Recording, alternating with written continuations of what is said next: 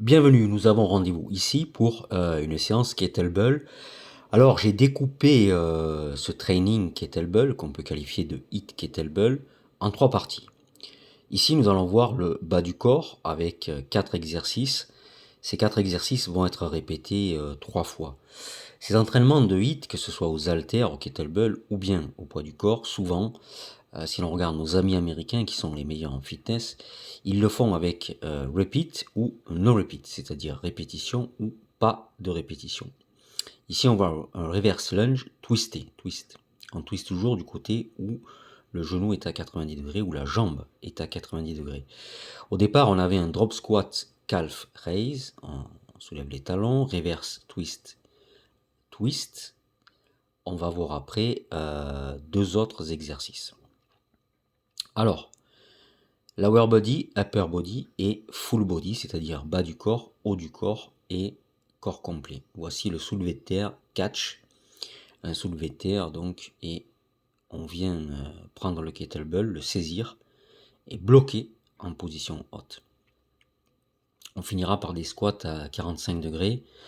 L'idée de cette chaîne YouTube ou de ces différents canaux, l'idée c'est de solliciter les connexions synaptiques avec toujours de nouveaux exercices, de se cultiver, d'apprendre de nouvelles choses et de voir comment on peut finalement avec le numérique arriver à acquérir des compétences, à s'approprier les choses pour devenir au fil du temps de plus en plus autonome, de plus en plus créatif, passer d'un état de survie à un état de création. Ça rappelle un peu la situation non pas de l'Europe ou de la France, mais du monde, hein, passer d'un état de survie à un état de création. Alors, on va voir maintenant les 18 bienfaits de l'entraînement avec kettlebell. Bon, les salles de gym, comme ici à Basic Fit, tu as une application Basic Fit, disposent de kettlebell. Bon, ça a des origines au XVIIIe siècle en Russie, Giria, etc. Des fermiers l'ont utilisé, ça servait d'étalon de mesure de masse, et après des militaires l'ont utilisé pour leurs entraînements. Alors, il y a des kettlebells avec revêtement en caoutchouc, il faut le savoir, c'est peu connu, ça c'est utilisé en circuit training, mais aussi en body pump, sachez-le, il y a du body pump avec kettlebell. Il y a une manière de tenir le kettlebell, prise à une main, prise à deux mains, lors du squint par exemple. Alors, là, on va utiliser des kettlebells compris entre 8 et 12 ou 16 kg. Voilà. Alors, en fait, les kettlebells, ça fait travailler la force, la résistance, la souplesse et l'équilibre. D'accord.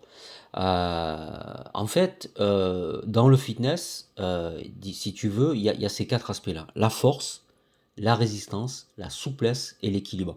Si tu ne travailles pas tout ça, c'est un petit peu dommage de faire du fitness. Alors, le kettlebell, c'est vraiment l'outil qui permet un entraînement complet du corps, avec d'autres accessoires aussi. Voici les points que nous allons aborder là. Nous n'avons que 5 minutes 49. Il y aura deux vidéos à suivre et la vidéo que Lobna, merci beaucoup à Lobna, va nous faire après. Améliorer la force et la stabilité du tronc, bien. Améliorer la conscience du corps et la coordination. La conscience du corps, il y a d'autres vidéos sur la conscience. La conscience du corps, c'est la proprioception, s'approprier le corps. Ça fait penser à la proprioception. Ça améliore l'équilibre et les muscles stabilisateurs. Ce sont des entraînements extrêmement efficaces pour brûler les graisses. Rappelle-toi, le VO2 max, etc. Donc, ces entraînements de HIIT à haute intensité, courte période de travail, courte période de repos, 20 secondes et 10 secondes. Et c'est une excellente alternative au cardio traditionnel. Ça développe l'explosivité, ça augmente l'amplitude des mouvements. On vient de le voir avec tous ces mouvements-là, comme le squat à 45 degrés, mais pas seulement. On travaille donc l'amplitude des mouvements.